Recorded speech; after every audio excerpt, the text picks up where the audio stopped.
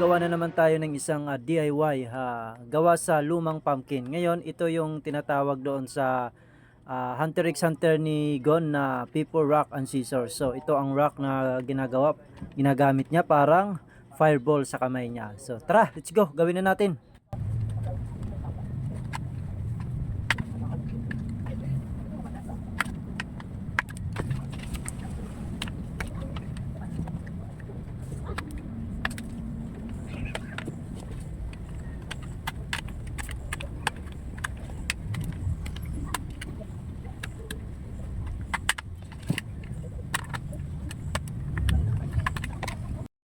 So guys, gumamit tayo ng alambre para may tibay, may brace doon sa edge point doon sa ginagawang fireball natin. Yung parang kunwari lumalabas yung mga apoy-apoy. Kunwari sasabog siya. So ito yung pinaka frame ko, ito yung pinaka brace ko doon para mas matibay siya. Let's go!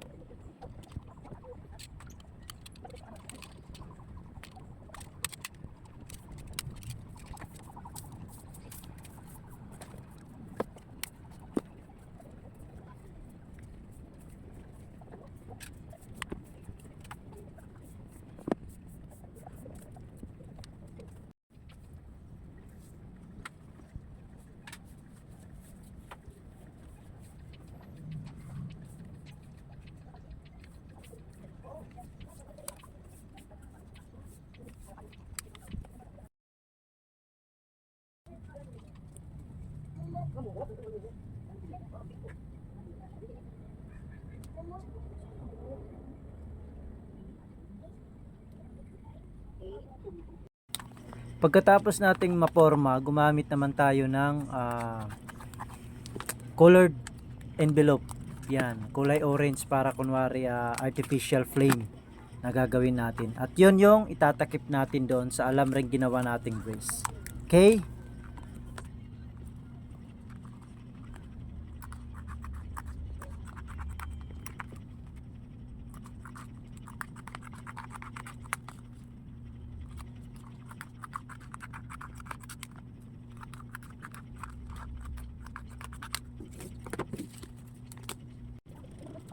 Dito sa part na to, naglalagay na tayo ng ginunting natin o ginupit nating itatakip. Ito yung ginupit nating colored envelope. Yan. Medyo matibay siya ng konti, makunat, kaya ginamitan natin ng glue gun para mas madikit siya. Alright.